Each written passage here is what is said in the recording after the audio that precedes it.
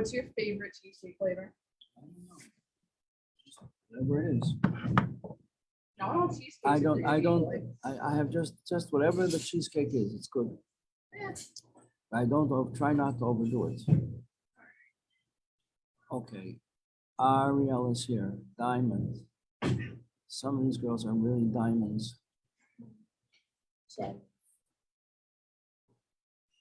Some are princesses. Sarah is a princess. And I'm just a queen of the moon. And since the Jewish people are looked at as the moon, I'm the queen of the Jewish people. Thank you. That's right, that means you have no life of your own. You're just totally devoted to helping others. Oh. It's hard to be queen, isn't it? Yeah, well, what do you think the big queen is? Just sitting on your throne and having people kiss your feet? Ew. Ew. That's No. so gross. That's not, It's that's so not, gross. it's not what it's about. Good. Because A king people has touching no, my a feet king, is nasty. why do you think people are so reluctant to take on in the seas to be Rebbe? Because it's terrifying. Because it's such a tremendous responsibility. Yeah, I For wouldn't want absolutely that everybody. responsibility. I used to want to go into politics. When they came to the Rebbe and they wanted him to be Rebbe, he said, no, not for me.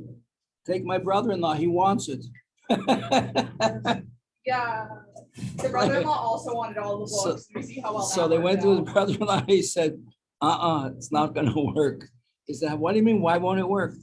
He says, quite simply, when I go to the Ohel and I speak to the Rebbe, meaning the previous Rebbe, he doesn't answer me. When my brother-in-law goes, he speaks to the Rebbe answers him. So what's there to talk about? A friend of mine, Rabbi Aaron Cousin, now lives in Crown Heights, used to live in London. He told me that when he was a bacher, he was once standing close to the Rebbe at a Farbrengen, and the Rebbe, his brother-in-law, came over to ask a bracha for the yeshiva. He was head of the yeshiva, and the Rebbe said, "Hello." So he said to the I Rebbe, need to stand, I'm sorry. Okay, I okay, just fine. I can't sit right now. "Okay, yeah, fine, okay, as long as I have your attention, You as do. you're hearing these words." I am. He was telling the Rebbe, the Rashag, his brother-in-law, that he had to expand the yeshiva by so and so much. And he says, I can't. It's not possible. I don't have the money to cover such expenses. The Rebbe looked at him straight in the face and he said, our father-in-law is demanding it. So there you are. Here's Ilana from Brazil. It's her last day here. And we went to the Elsinore together last night. Well, we I mean, have were to both give on you the some same cheesecake bus. for going away. Ilana. I'm gonna write your name in. Ilana. Last night we hung out with the Rebbe. It was a good time. I always like going to visit.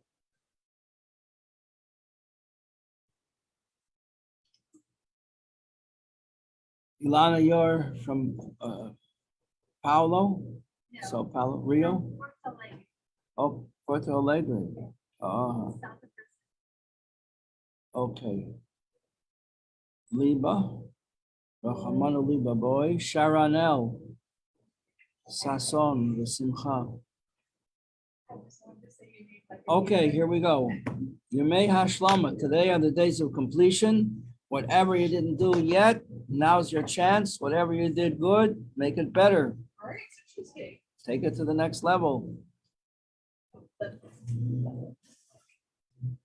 Okay, how many days of school are left? I don't know. Not even today. Not What? even a week. 5 including today. 5 Because we have including today. Thursday, Friday, and then Monday, Tuesday. But like no one's here on Tuesday. Everyone's checked out. Everyone's checked out already. What am I saying? I have senioritis. 5 including today. Okay, tomorrow I'm not gonna be able to be here. Oh, guess I'm sleeping in. Wait, why aren't you gonna be here? I have to take my daughter to the airport. Oh, where does she She's live? going back to Israel. Oh, that's cute. All right. What's in Israel?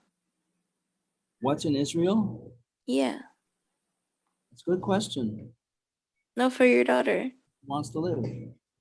Oh, She should okay. become an Israeli subject. Okay. Mazel tov. You made Aliyah. Who is this? Pesha? No, Chedva. Who?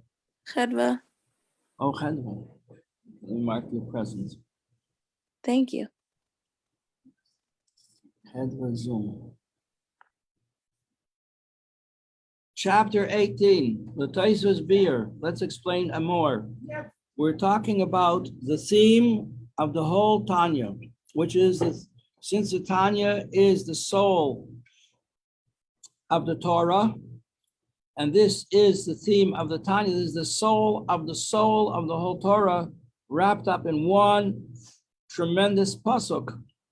The whole Tanya comes to explain this. Kikare velecha hadavar ma'od. The thing is very near to you. Beficho v'vav chalasei, in your mouth and in your heart to do it. So why does it say very near to you? That's the question. Tzarich leida ne'emana. Everybody have the place? Page 254. We have to know clearly. Ki af mi shadaite katsara v'yadiyas Hashem. Even a person who doesn't know very much about Hashem, nor does he have a heart to understand the things we spoke about so many times in class about the greatness of Hashem.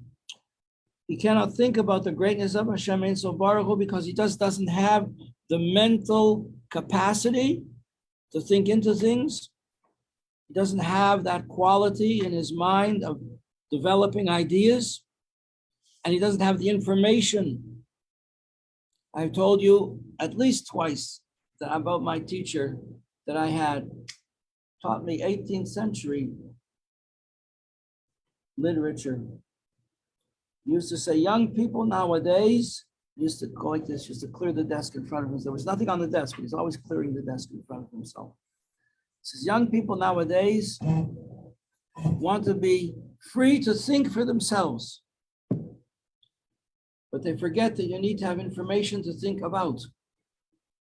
You have to download the data before you can make your conclusions.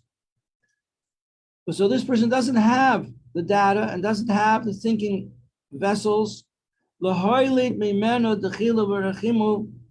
from which, you see, we learned in chapter 9 of the Tanya that if a person will load up on information about the wonders of Hashem's creation, automatically, if he's got the information in his wisdom and his understanding, this will give birth to feelings of love and fear of God. Nonetheless, this person we're talking about now is very limited. He doesn't have the data and he doesn't have the thinking ability.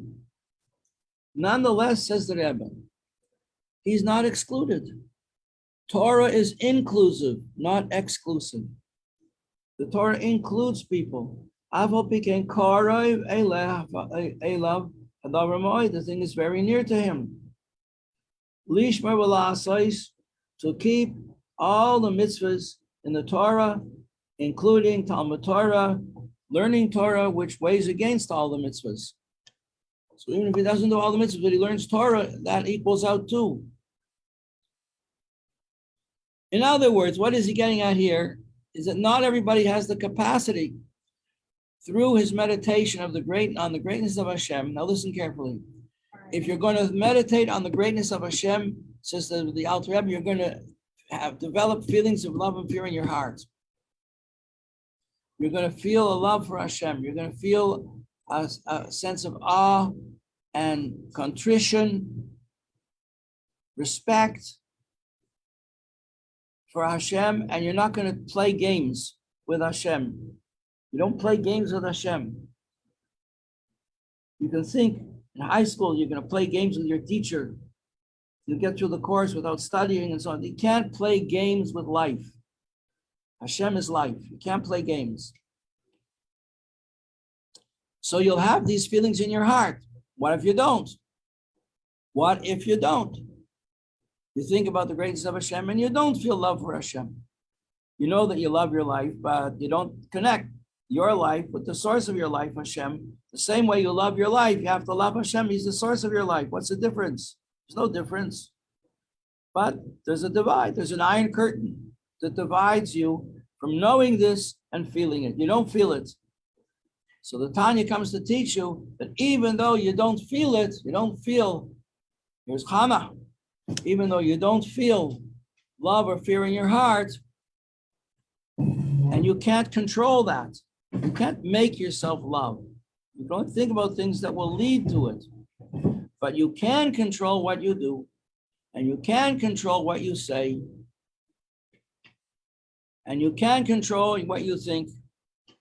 You don't have to let yourself think negative thoughts about other people, even if they hurt you, even if they betray you,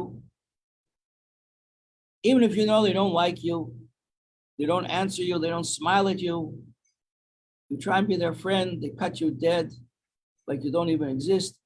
You don't have to resent them. That's up to you, what you're going to think about them. You can't control what you feel, but you can definitely control what you think, what you say, what you do. And that's what it says, Bafi, ubilevavai mamish, that you can fulfill this pasuk in the truest sense.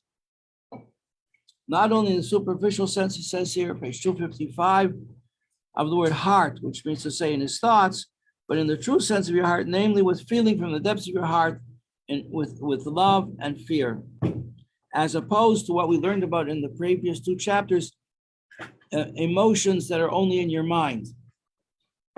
Emotions in your mind are called tavuna emotions, tavuna love, tavuna fear, where you understand. Tavuna emotions mean you understand that it would be the right thing to do, to have this feeling. It's the right thing to fear, to love God. It's the right thing to have respect for God. It's the right thing not to play games with the rules of the Torah, rules and regulations of the Torah. You're playing with fire. You're playing with your life. Something seems to you a nuisance, inconvenient. You don't want to do it. Some people, everybody has their thing that's hard for them. Some people find it hard to wash their hands in the morning. Some people find it hard to get dressed. They want to say brachas in their pajamas. Some people find it hard to say bracha achrayna. Some people find it hard to say bracha bichlal. Everybody has their difficulties. Nonetheless, you can understand in your mind that you ought to do the right thing. That's called tavuna feelings in your mind. Here he's saying it's more. Everybody, every single one of us can have feelings not only in our mind, we can have feelings in our heart. How do we do this? Bottom of page 255.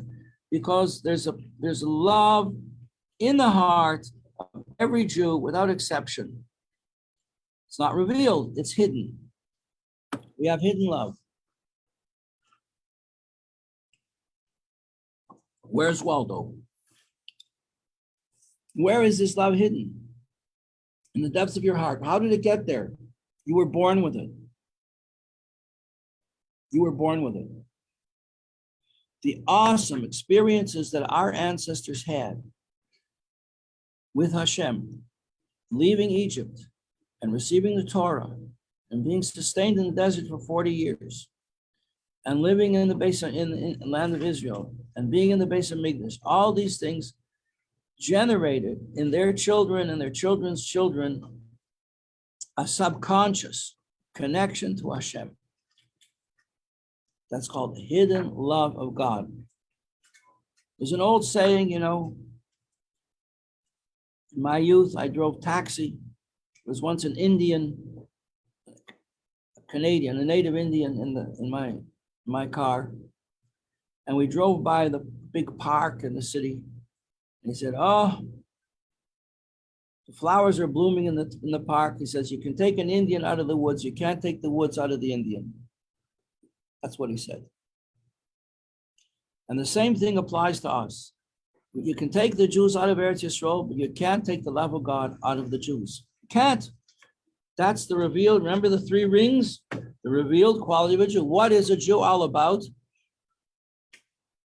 The Jew is all about, he's a good person, he loves good, he's charitable, he's kind, he's generous, he's smart, he's industrious. Very often he's clever, has a nice sense of humor. What's the hidden part of the Jew? The hidden part of the Jew is cannot tolerate being separated from God. We cannot tolerate being separated from God. There's too deep a love in our heart. I told you the story of the boys that kidnapped the boys in Russia, the Cantonisten. They kidnapped boys when they were very, very young. Used to go around, people used to go around hopping children, stealing them from the streets, from their yards, from their farms, from their villages. And they would be drafted into the army for 25 years. After 25 years, they'd be 30 in their 30s. No education whatsoever, no knowledge. If they didn't convert to Christianity, they would be beaten up, sometimes even killed, and would die from the beatings that they received. Very harsh decrees. And then afterwards, they were traumatized. You know, they never afterwards blended into regular Jewish society because of the trauma of their experiences. And they used to make their own little communities. They would congregate together and they would have their own shul, so on. So there's a story about one boy, was a group of boys that particularly cruel madrichim, counselors, and they were going to convert these boys no matter what, and they used the age-old water torture. You tie a person down on a plank of wood, and you submerge it underwater. You hold him underwater till he can't breathe, till he's almost dead, and then you bring him up, and you say, "Do you want to convert now?" He says, "No." Back under the water again. They did it in Afghanistan. It's an old torture, water torture to people. Who knows that they don't do it now as well in Russia, Ukraine, with the prisoners of war. Rahman al-Islam. So they did this to these boys until the boys agreed that they would convert to Christianity. Oh, they were so happy. That meant that the counselors were all going to get rewarded in heaven. They were going to go to heaven, and they were going to put on a whole show for the Tsar, and they would be rewarded by the Tsar for their loyalty and for their efforts. And they were going to have a mass conversion. All the boys were going to wade into the river and be baptized. They would be immersed. A procedure that they took from the idea of going to the mikveh. They would go to the mikveh, they would go to the river, they would submerge and accept Christianity upon themselves. And it was a big event, and the Tsar and his wife came to see the whole thing, and the children behaved very martially, marching in unison with great discipline. They lined up and they marched forward into the river, and then they submerged, and they didn't come up. They had agreed upon themselves that they were not going to go through with it. They didn't come up. And then when the Tsar saw what was happening, he was so furious. He was screaming, fish them out, fish them out. Didn't want, most of them drowned. The story is told about one boy who didn't drown because it happened that he was a good swimmer. He couldn't drown himself. He swam away underwater and he came up somewhere else. He was in the army full term.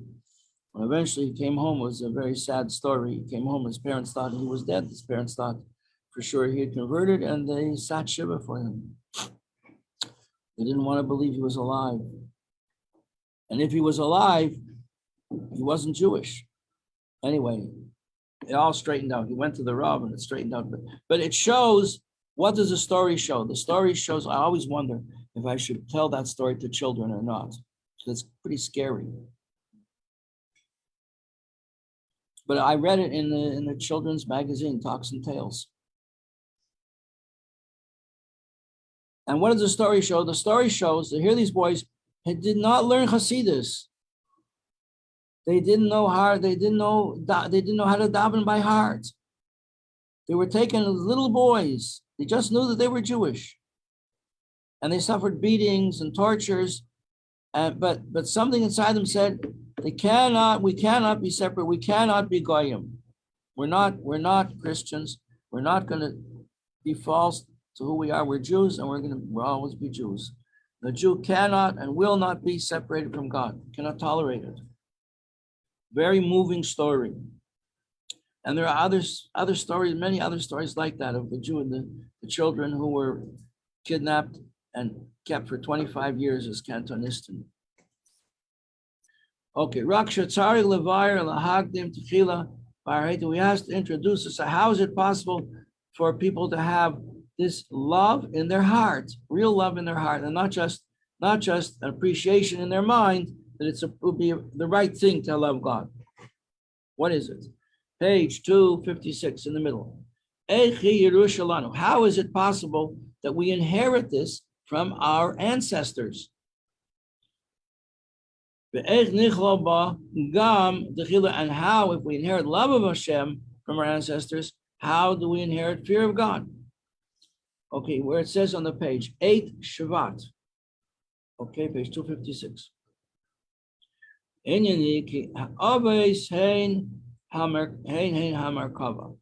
fathers of the Jewish people are called a chariot. A chariot is like a taxi.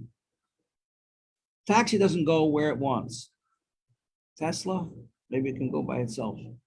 They're coming out with cars now that you can program them. You just sit in the car will take you where it has to go. It won't have any accidents.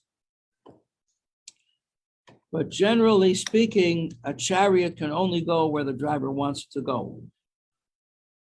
In return for which the driver will take it to the car wash, and he will make sure that the seats are clean and the floor is clean, and he'll take care of the car. The car is his chariot. So the Avois, the fathers of the Jewish people, and their wives, the Imois, were a chariot to God. In other words, they didn't do anything that Hashem didn't want them to do. It says, for instance, I remember this example was once explained to me. It says when Avram took his son Yitzchak as a sacrifice, Hashem said, take your son up as a sacrifice to me. Human sacrifice. Going to slit his throat and burn him like a lamb on the fire on an altar. He's going to build in a so Avram took him up. He built the altar. He got stones. He got wood. He brought the fire with him. He didn't have a Zippo lighter. He brought the fire with him. He lit to light the fire with, but he didn't have a lamb or a goat for the offering. So he understood the offering had to be his son. But he thought he understood, but his body was a chariot to God. His body would not do something that Hashem did not want. Hashem did not want him to sacrifice his son. Hashem was just testing him to see if he would do it, so that the nations of the world would never have a complaint. Why was Abraham and his family favored more than other families? The answer is because he was willing to do anything and everything Hashem wanted from him. It was a chariot. So therefore, it says an unusual thing. It says, Abraham tied up his son, lifted him up, put him on top of the sticks of the wood, which was on top of the stones, out of which he made an altar. And now he had to slaughter his son. And it says he took the knife. It doesn't say he took the knife. It says he sent out his hand to take the knife. Why did he have to send his hand? It's an unusual expression. He sent his hand. I don't have to send my hand to take this cup of coffee. Just take it. Why did he have to send his hand? Because his hand didn't want to, his hand refused to go. And we have a general principle. Your mind has to dominate your heart. Your hand doesn't want to go. I'll make you go. So he made his hand go to take the knife. His body was a chariot to God. The body didn't want to do something against the wishes of God. It was not God's wish that he should sacrifice, that he do human sacrifice, which is what the Goyim did in those days. Rabbi Akiva records seeing such things. So that's what it means that the fathers and mothers of the Jewish people were a chariot to God. They would not do something that God didn't want. They made their will to be the same as God's will. So bottom of page 256, they merited, everybody got the place? Read along with me. They merited the privilege of drawing down for themselves and all the children and children's children and children's children's children would come from them forever, a nefesh, ruach, and neshama from the 10 holy spheres of the 4 worlds of Atzilus, Bria, Yetzira, Asiya, the worlds of unity with God, creation, formation, and action. Each individual according to his level, page 257. So therefore, comes out that even the least worthy of Jewish people who are sinful people, that's to say, they don't practice. And if they don't know, and if you don't know, you make mistakes. If you make a mistake, a person doesn't like Shabbos candles, doesn't know. Are they wicked? No, they're not wicked, but they're not doing mitzvahs either. If you're not doing mitzvahs, you're doing averos. Right? And yet, such a person, even if he does it out of wickedness, to show I'm going to prove my point, I'm not going to do what the Torah says, yeah? They draw down a nefesh from the nefesh of Malchus of Atzia, the lowest levels of the highest world, which comes down and down and down and down into them. And so we find, like in the last year, during the Holocaust, just a second, that people like this, there was a lot of assimilation in Germany and Poland before the Second World War. There's a lot of assimilation. People were discarding. Napoleon let the Jews out of the ghettos and they discarded their Judaism. They left it behind. Sort of like people came to America. Yeah, I've read stories like this. People came to America and threw the tefillin off the boat. Finished with all this. And yet they were going to the gas chambers and they were singing Ani Mamin. I believe in Hashem. I believe in the coming of Mashiach. They said, Shema Yisrael. Where did it come from? Okay, Malka, I'm Lima. Bina Lima. Don't all human souls come from the 4 worlds? So like where do like Gaian souls like come from compared to You have your book in front of you? Just fasten your seatbelt.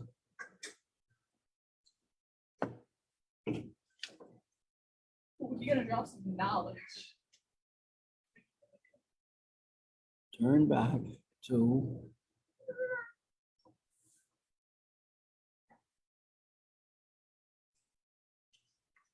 chapter 6.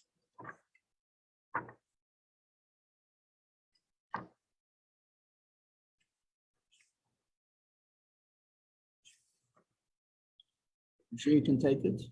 Oh yeah, let's go.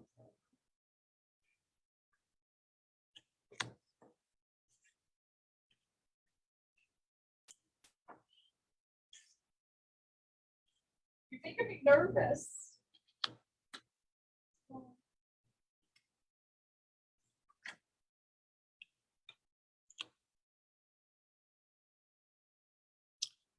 Page 111.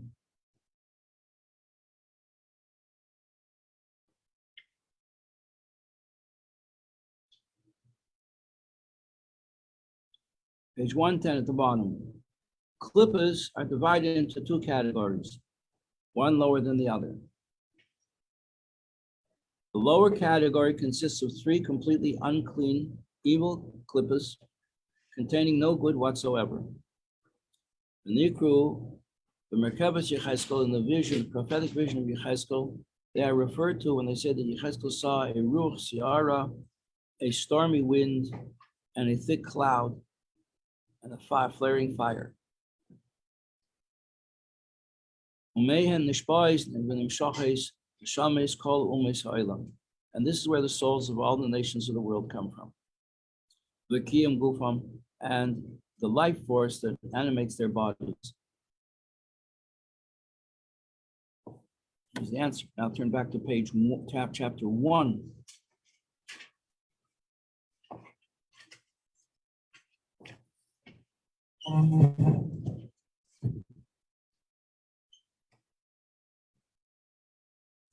Page 45. It says, Neshamas I have made.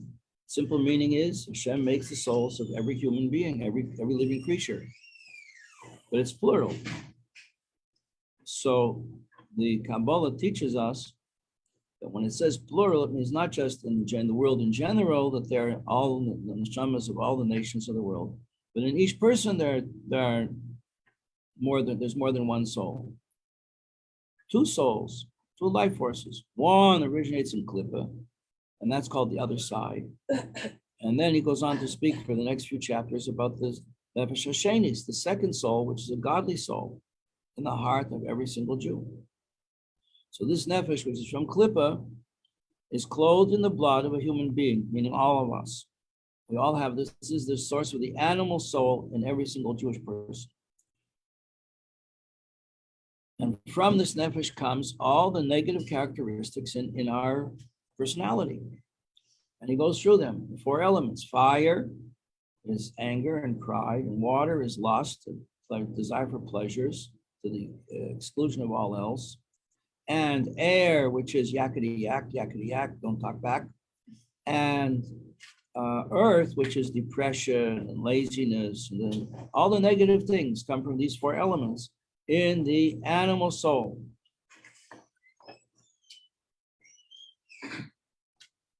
And it goes on to say, page 47, this is something, that's, again, make sure your seatbelt is fastened. This requires thinking into it to understand why this should be so, but there you are. And the souls of the nations of the world, however, emanate from the unclean klippas, which contain no good whatsoever, as is written, Eitz Chaim, all the good that the nations do. But yeah, I know not very nice people. Yes, I do. I know very nice people. Says all the nice things they do, however, they get self-satisfaction from it. They do it because it makes them feel good. They don't do what's the difference between that and the goodness of a Jewish person. Jewish people also do things because they get satisfaction from it. Is that the Jew has the capacity when they're about to take his life to say Shema Yisrael Hashem Elokeinu Hashem Echad. Whereas if you remember reading A Tale of Two Cities by Charles Dickens, so in the final scene where this guy gives his life to save the life of somebody else, so he makes his final speech. It's a far better thing now than I done. It's a far better place I go to now than I have ever known. I don't think people going to the gas chambers felt like that. Didn't feel that sense of. So there you are. What is Klippa? Klippa is a hiding of God. And that's the way the world is created. And to temper the Klippa, God gives us the Torah. And the Torah legislates for non-Jews as well. So that what are they supposed to do with this? They have 7 laws of Noach, the children of Noach. And if the non-Jewish person whose soul originates in Klippa cleaves to these 7 mitzvahs, guess what? He can elevate his own soul and acquire a soul from Klippa's Noiga. Remember, Noiga is the 4th level of Klippa. We have three totally impure levels of Klippa. And then there's a 4th level called Klippa's Noiga. Chapter 7, we learned about that in great detail. Klippa's Noiga is the source of life of all the natural things in the world. Your cup of coffee and your yogurt and your pizza and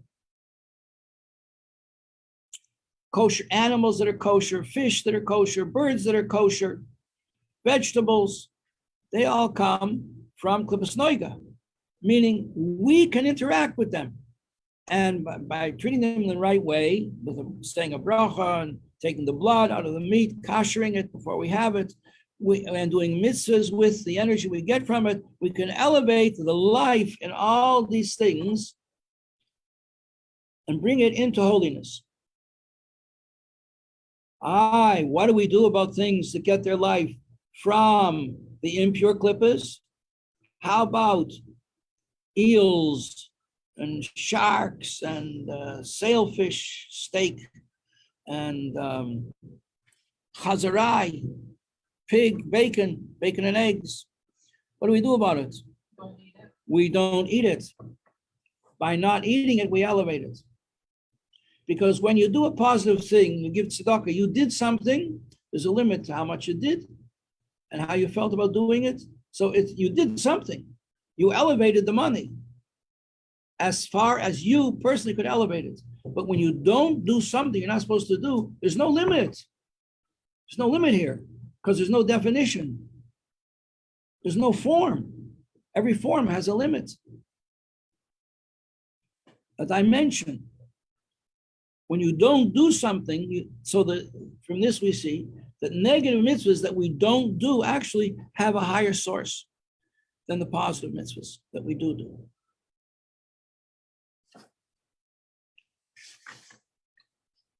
Meanwhile, back at the ranch, chapter 18. So you have a person who, through no fault of his own, grew up in Golis. He has the potential to draw down a soul from the lowest level of the highest world. How does this work? Like this.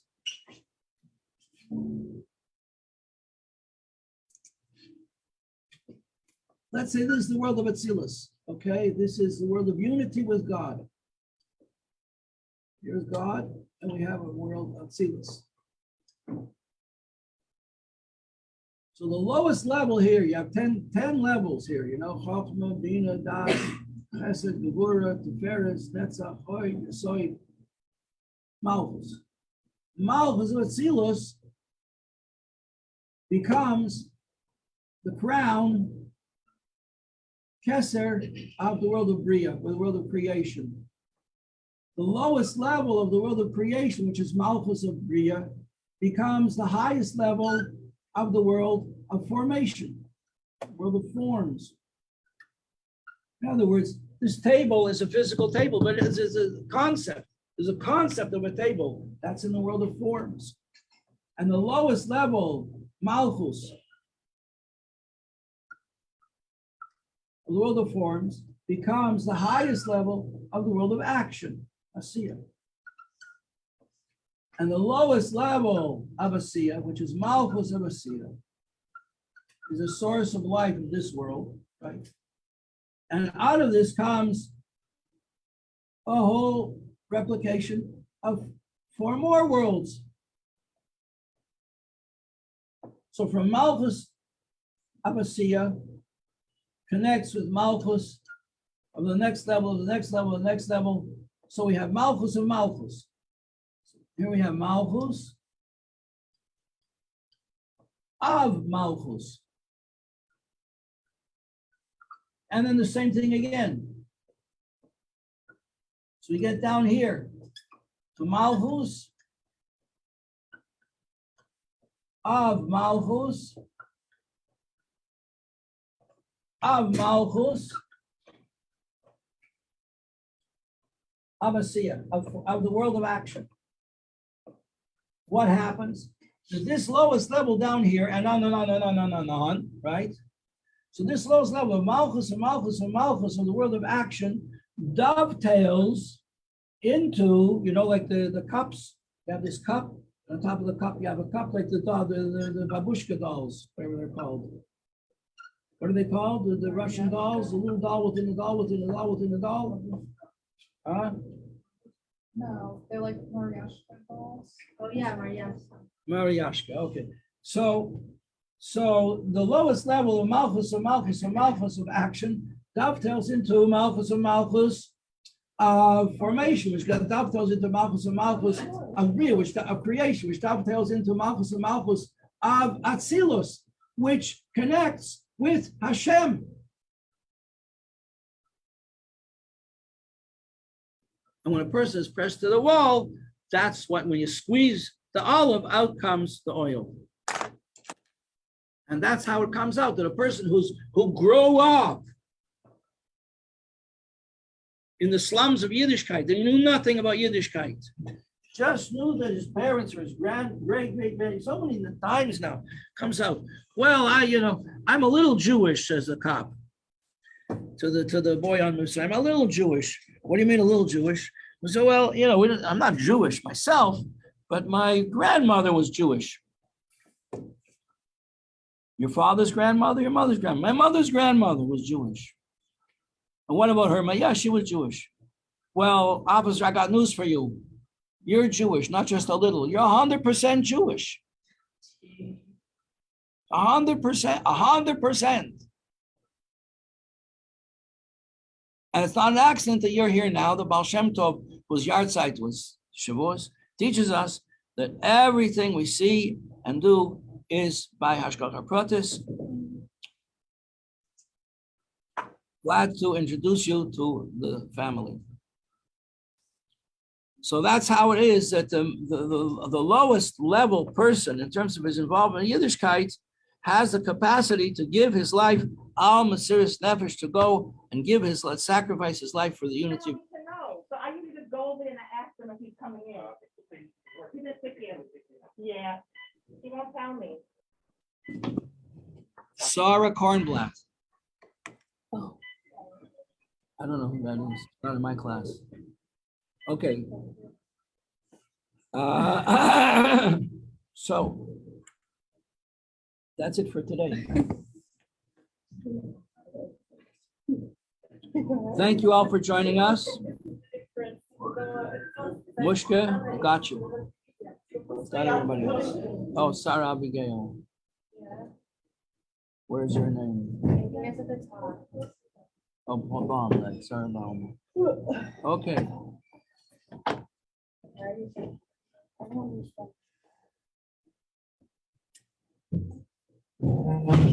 That's the amazing thing, that a non-Jewish person, by cleaving to the 7 mitzvahs of the Bnei Noah, can acquire